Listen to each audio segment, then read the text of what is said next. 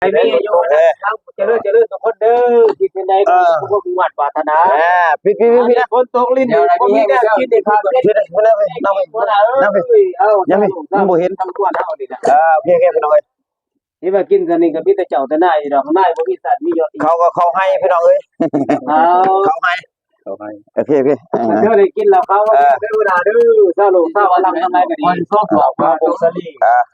สมประจอมนี่ลูกโอเคสมประจอมพี่น้องเอ้ยมาพี่น้องเอ้ยบรรยากาศกันอยู่ตรงไหนตรงหน้าเฮานี่แหละ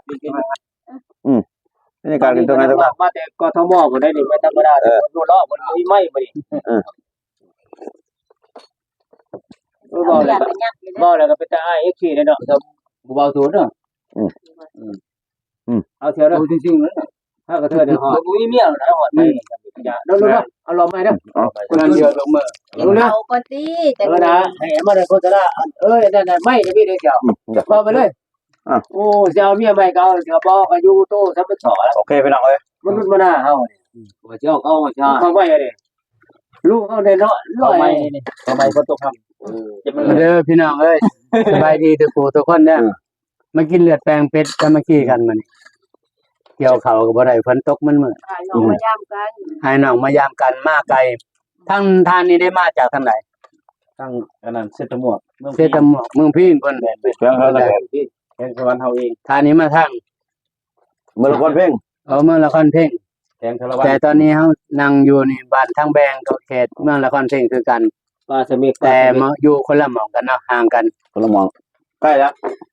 อันนี้อยู่เทศหมวกบ่เด้อพี่น้อง FC เด้อพี่น้องเด้อนี่โอ้เขาแท้เป็นลูกเลยยาวพี่ติยาวพี่บ่เห็นนะยาวพี่อีกจังหันยาวอีกจ้ะยังว่านั่งกินเบียร์มื้อนี้ว่าสิกินเบียร์ลาวคนซื้อเขางงเขาแล้วเอาเบียร์เวียดมาให้กินเขาลงเบียร์ไปน้องว่าจะเอาเบียร์เขาลงมันจะซื้อเบียร์คนท้ายรถมีแล้วพี่น้องแล้วพี่น้องแล้วคนทุกข์ความยากคนลำบากกันครับอยู่คนได้ประโยชน์ข่าวเล่ามันเกิน5วันดอกวันดอกเฮาสู้บ่ต้องเตี้ยแล้วเขานั่งกินเบียร์คือข่อยนั่งกินเลือดเป็ดคือข่อยนี่มื้อนี้มีกุ๊กใหญ่มาจากเมืองนครเพ่งเฮ็ดเลือดแปลงเป็ดก็เธอได้ชัวร์เลยจ้ะเพิ่นเดียถ้าเพิ่นบ่มาก็บ่ได้กินเลือดแปลงเป็ดมื้อนี้เพราะเพิ่นเฮ็ดเป็นอยู่ผู้เดียวเธอมาจากนี่ได้นี่เฮ้ยเข้าใจก็เธอน่ะมากูกินเหล้าน้องเด้ไปกินอะไรมานี่โอ้ยเหี้ยนึกว่าสิตำจอกซื่อๆกินแต่เบียร์แล้วเหล้ามันก็กินเหล้าขาวเนาเด้บ่เธอกิน3กึ่ง3เทื่อน่ะโอ้ยผู้สาวมักบ่ได้แต่งขาดอกมันก็สิแล่นหาผู้สาวตาเหลืองอยู่ในบ้านนี่เอ้ยก็ไม่ได้สอนะทุกคนนี่เอาลูกเอาลูกนี่ก็เดินทางมาจากเมืองนั้นกรุงเทพโดนผู้ใดนี่เจ้าเทจะได้หักแป้งกันเราย่องบ้องยากคุกปิดปีเราบ้องยากคุกน้องคุกปิดปีแล้วเป็นอะไรกินแล้วก็สิได้นี่ป้าลูกป้าเมียได้บ่เนี่ยไปละบอลเดี๋ยวว่าไม่กำลังครับสิได้นี่แล้วพี่น้องเอ้ยเพราะว่ามันคือแห้งแล้วลุงบ่เกินกระยาบ้านเนาะบ่แม่แซ่บๆเด้อน้องพี่น้องเด้อแล้วก็เป็นได้คนแล้วก็บอกแต่ก็ตัวได้เนาะคนตัวบ่ถือขายว่ามันรู้จักแล้วจะเป็นเนาะนี่ปีจ้ะพอรอจะรู้เนาะมีก็ลืมแล้วฮะจับหลังเอาเดียวไปได้คนขายบ่มีให้มีอายุว่าน่าทุกครั้งพลังมันอื่นก็ว่าบางทีน้อยๆอ่ะมันนี่ค่อยข้าวนะมองนี่เป็นให้เอากันบ่มื้อนี้ฮะเพิ่นนี่เสาที่พรเอาไปคนละสายเดี๋ยวมันคนละเรื่องบอกบ้านเราอยู่โรงงานทุกคนที่เป็นเป็นเนาะบอกคุณเรียกว่าเดินน้องเองว่าก็น้องน้องนะแต่ว่าเดี๋ยวพอก็ถึงนึงแม่เราสิมาก็มันใกล้กันมันก็ห่างกันแน่นะครับเดี๋ยวพอก็ถึงนึงนะเดี๋ยวต่างไปไปนอน FC ได้อยู่ดีแม่เด้อเรียกว่าเรียกว่าที่คือกันโอ้มันกินได้ก็ได้ยงนี่ครับมันคนคือกันคนพัฒนาถาวรแล้วเด้อเอาเลยเด้คุณใส่มัน5G แล้วคุณใส่ระบบ 5G แล้วบ่จังคือเราที่เตรียมหน้าบ่หนาวตาปีลมตาบ่ยาก3ปีไป4ปีนอนมื้อกายน่ะปากยากบ่อยากกินเงินมื้อลูกค้าบ่ได้กินน้ำลูกได้เนาะ น้อยเจ้าได้เนาะฮะก็เงินบ่มีมึงถ้ารวยครับก็พูดอยู่เอาเก็บสบายที่บ่เขาเศร้าบ่บอกเลยบ่เดี๋ยวเว้ายาวเดี๋ยวก็ว่าเงินบ่มีนี่ว่าเบิ่งว่าพี่น้องมันระปงอ่ะ กินข้าวอีกแล้วซ้ โอ้ย เพิ่นยังว่าเขาก็เว้าเก่าแล้วที่เล่มบ่แท้เขาจังเก่าที่เก่าบ่ทันเก่านั่นจริงเที่ยงเก่าเที่ยงนี่เที่ยงบ่ได้เที่ยงเมียงสร้างเก่าสร้างที่สร้างบ่สร้างเอราวัณก็ฟันที่ฟันบ่แต่ฟันคือนี่ฟันคือนี่ฟันดีบ่ได้ตามเขาเลยเขาจะบุกเอาแล้วแต่สิคิดฟันก่อน มื้อนี้วันศุกร์เลยบ่ อันนี้ เลยก็วันนี้ อายุวันสุขังพลังแล้วแต่ภาษีที่ได้ก็คิดเกี่ยว 39เด้อพี่น้องเด้อวันนี้เด้อ39วันศุกร์มื้อนี้วันที่7 ำมันกินข้าว ไป มา ได้ อยู่ แค่ บ้าน รถ39 ว่า แล้วมันกินยัง เฮ้ยนี่มันจำใจแฮะ ตาตัวยอมเบิ่งพุทธิ ขึ้นนั่งให้ ยังใจไปบ่มีก็ นั่งอยู่นี่ก็ให้นี่กินเนี่ยให้เส้นน้ำตาเปรี้ยว ตะวันตะลอนเราใต้ จำใจแฮะ ว่าแล้วมันก็อยู่ในระบบการเนาะลงมาไอ้ที่ผมน่าก็ เอาเงินมั้ยสิเงินมั้ย บ่ว่าแล้วของคนนี่ได้มั้ยในอย่าหุ้มนะเจ้าอย่าจะกินเด้ บ่ตอนนี้มัน6แล้วขึ้นดินแล้วหอบดัง บ่แม่นบ่ ตอนนี้แล้วหอบนี่แหละจังรอดจักรอมา ถ้าเราเอาขึ้นมา ไฟเอาได้ไร ใส่เจ้าเราเป็นตาม เอาขึ้นมาบ่ต้องเรา ซื้อเป็นมา สบายดี FP เด้ออยู่นี่แม่เขาเจ็บอะไรเขาขายไว้นี่ ว่า อันนี้อายุวันทุกครั้ง พญเขาพี่น้องพญเขามื้อนี้ คนพวกบาทบาทนา วันที่7เดือน11ตรง บ่ ต้อง มีลิ้นบ่มีเวียมีงานเฮ็ดเลยก็ค่าเป็ดกินเฮ็ดแป้งกิน FC เอ้ยคนเฮาอยู่ดีแม่ทำได้ดูจีนะบ่มาใช่บ่มาจับใหญ่ๆเพิ่น เอาสิพอเบิ่นล่ะ ใหญ่ๆเพิ่นบ่มาเพิ่นก็คนตัวคนลิ้นเวลาเอิ้นไอ้น้องมาลูกทุกวันโอ้ยก็นั่นแหละมันเก็บดีเสียวจังใหญ่ๆใจสะปอนมันก็เป็นอยู่สิ่งใหญ่ทุกอย่างก็จะได้มาทุกอย่างมันก็ลำบากกับเวลาจะได้ยังบ่สามารถวันนี้ได้หมดบ่ว่าให้ FC เพิ่นดีใจนำแน่ให้คิดมาใหม่ไปก่อนก็ได้ โอ้ย อยู่ในคิดได้ทำก็ถ้าเราอยู่ในคิดได้ทำมันจะสวรรค์นะคุณเฮาก็มีสิทธิ์ในทำมีตัวในทำได้จังตลอด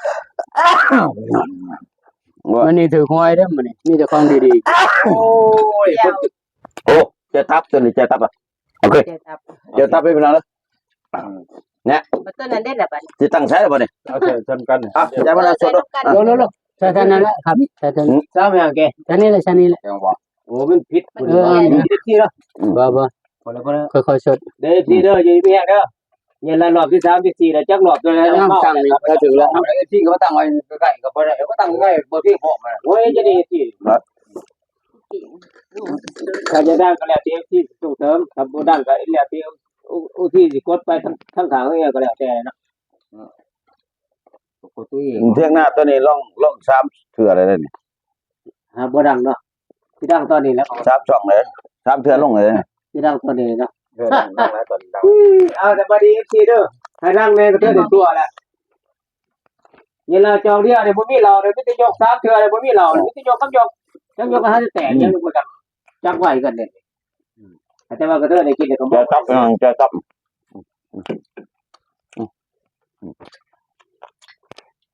เอาเจ้ายกก็เด้อได้เมดาก็ได้ยกให้มันเต็มที่เลยเจ้าอ้ายนี่ท่านได้อยู่บ่บาทนี่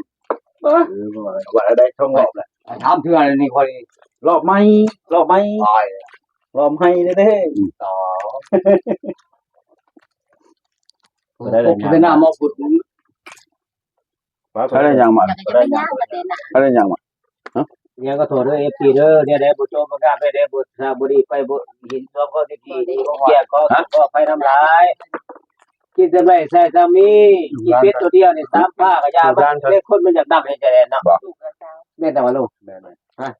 ลูกโอชานบ่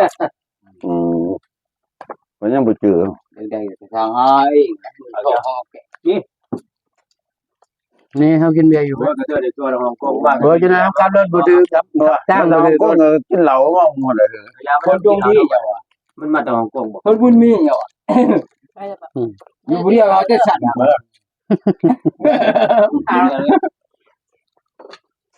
ว่าจะได้โอ้ยบ่ดวงดี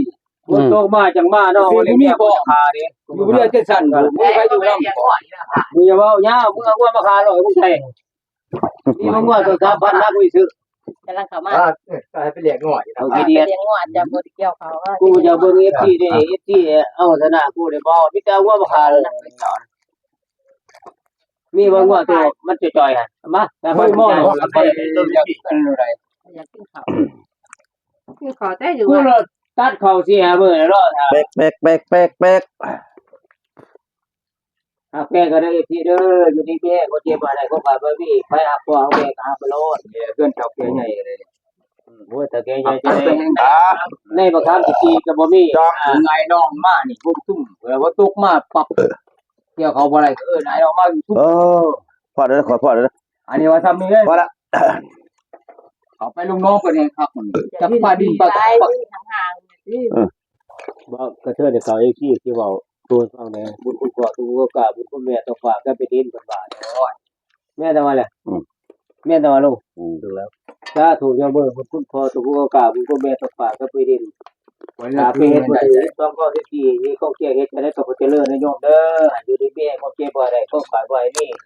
ให้มีอายุวันนั้นทุกครั้งพลังมันมีทุกคนเด้อปีใบเดือนใบนี่เข้าไผบ่เกี่ยวบ่ทันแล้วก็ป้าวเที่ยวเท่านั้นแหละเนาะบ่ตกอย่าได้เราบ่ได้ก็บ่ตกบ่ทันเลยแหละโอ้ยตัดมันก็เขาว่าคนเป็นบ่ติตัดเข้าแก่คนเนาะ พอมึงแล้วบ่สัตว์ อาจจะบ่ดี MC เด้อ บ่ลืมถามลืมถามบ้านพ่อมึง บ่มีแล้วนะโม่แล้วมือเลยเรื่องมะพร้าวเลยที่เด้อมะพร้าวนี่จะได้กับป้าใต้เด้อให้ซื้อรถเรียกเขาได้ก็ยายป้าใต้ซื้อเอฟซีซื้อป้าใต้นี่ป้าใต้โอ้ แต่บ่มีคนมาเขามีคนมาหลาย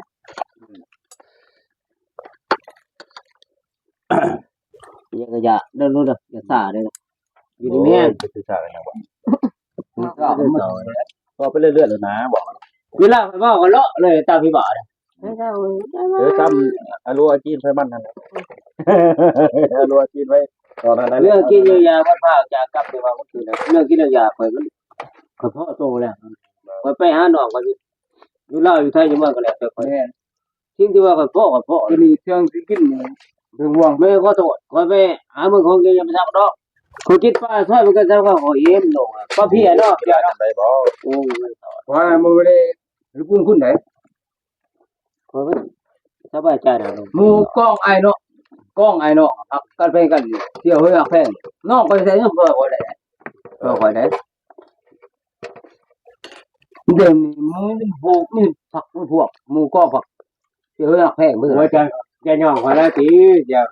มันย่องไหนเว้าทุกจริงไหนโอ้ยเฮาต้องมีแล้วมันก็ค่าแหละเขาตัวอะไรมาก็ให้ไปมันน่ะก็ต้องมีต้องให้เฮาวันนี้ก็แต่ตัวบ่มีมันก็ย่องกูเกินก็แมวแหละว่าเป็นบ้าอันนี้ว่าตัวจริงได้นี่ได้เที่ยว ตัวมีก็ต้องให้เฮาตัวบ่มีก็ต้องให้เฮาเลย บ่เนี่ยน่ะบ่ บ่ มีว่าได้น่ะมันบ่ได้แล้วบ่มีถ้าตัวมีลูกให้เฮาแก้ให้เฮาต้องภูมิใจแล้วนี่บ่ล่ะอ๋อเฮามันจำเป็นมาแล้ว เนี่ยมันก็ไม่นั่งพูดเลยก็ไม่ติดเลย บ่ก็ตัวบ่มีตัวก็ย่อเอากัน ยังมันเอามันน่ะ คนเฮาอ่ะนะเดี๋ยว ยังมัน เมื่อคืนลูกพี่ได้สภาพลูกพี่จะเห็นดีเห็นไหนมึงเห็นเด้โอ้ ไปลูกพี่เงาโดดเดียวได้มาเลยโอ้ เรียนแต่ว่าบางทีงัวหันโอ้ใจฮีซ้อมบ่ได้เบิ่งบ่ฮีนั่นฮีลอยเบิ่งเด็กนั้นนั่นนี่ก็เบิ่งบ่ได้เดี๋ยวเอาแต่ว่ามาไปดึงงัวก็เบิ่งแต่ดึงงัวบ่ได้เด้อบ่ได้ว่าฮีว่ามันบ่ได้แห่งมันแห่ง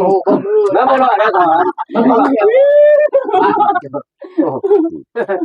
บาง FC สายจะเมาแล้วเบิ่งกันแล้วออกของตุ้งแล้วป่ะมันบ่รับลิบ่แม่นไหน จะปิดนี่บ่ จะมาดี FC เขาขายเอา ที่แม่สองข้อบ่ทัน ไอ้วัวมันใหญ่แต่บ่ไอ้วัวมันมันก็มันใหญ่ก็ได้ จะพัก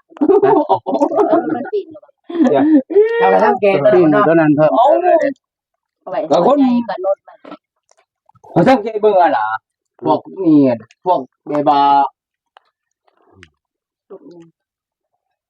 ฮะ อิ่มอย่าง มียังก็จะเบื่อเรียนมาตัวเด้อ ม่วนนั้นตัดเบิดครับ โอ้ยแล้วน้อยดอกมาเลยบ่หยัง เอาเกี่ยวเขาแล้ว วั เดี๋ยวงอไปอันนี้มั่วโซนไปเอาไปไปก็เรียนมั่วไว้ว่าได้เรียนว่าเนาะคนภาษาไทยก็เรียกว่าแม่บ่ล่ะที่บ่ค่อยเขาเรียกว่า มาบอกเลยเด้มื้อนี้สิมาซอยบางเงินฝนตก